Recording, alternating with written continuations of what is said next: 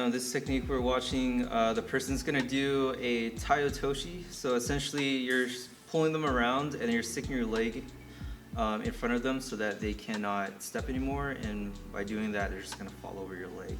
So he spears his hand through and then rotates completely 180 to the other side. So there's a couple ways to do the taiotoshi. Conventionally, like a judo type of style, all you're going to do is you're going to get some type of grip on your opponent. We usually show a lapel grip because that kind of moves them around, moves their upper body around. Now you notice my second grip here is going to be around the wrist, and that's going to actually rotate him. So not only are you moving his upper body around, you're actually turning into a cylinder so that you can rotate.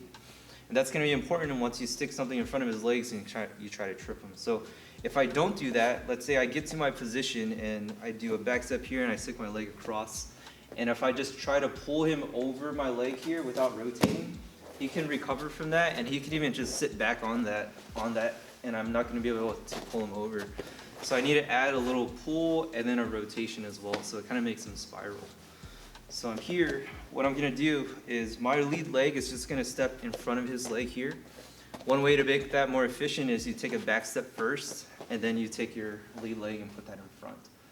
Now that my leg is crossing both of his legs, all I need to do is make him fall over it somehow, right? So I'm going to start pulling him this way, and as I pull him, I'm actually going to pull this arm towards me, the one that I have the grip on the wrist, and I'm going to push this one away a little bit.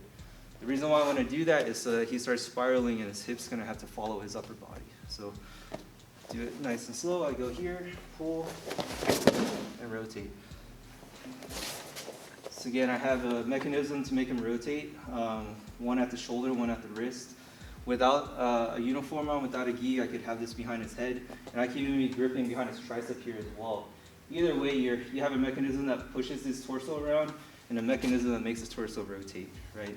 So that can be whatever grip you decide to have.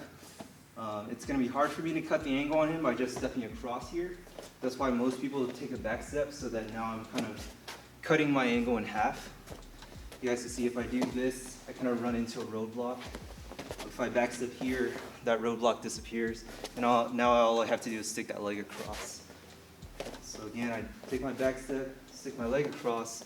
My heel is turned up and my knee is pointed down here with my right leg. The reason for that is if he falls over it and it's pointed this way, he can hurt my knee. So I want to continue the rotation of my body as I take him to the mat here. And that actually rotates my knee, he follows through, and again, I have control over this hand so I can start attacking and stuff like that. So another way that we can utilize that same technique is we're going to do what's basically a knee tap, right? So if I can have a grip head here, wherever my hand is at, right? I'm struggling here, trying to get some ground, right? Isolating this arm is going to be what I'm going to use to attack. So once I get here, I'm going to do essentially like a nukete strike into air where his armpit's at, right? That's just so I can get some good distance, right? Get a big chunk there. So I'm here, I'm keeping him anchored as much as I can so he doesn't step back from me, right? So I'm keeping him here, and then I'm going to nukete strike here, and I'm driving my shoulder to where kind of his armpit is going to be at. This hand is going to come down, it's going to slap here or here. And I'm basically going to do the same back step that we did for the regular taiotoshi this way, right?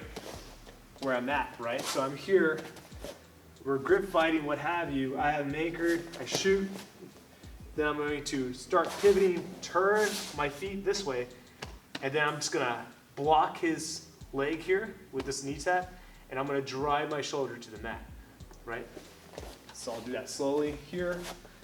I shoot, I spin, and then I drive. And then again, I try not to let go. That gives you that anchor point still on his wrist or whatever it is. I'm anchored here. I shoot, put my arm down, tap, spin, and then I shoulder into the mat.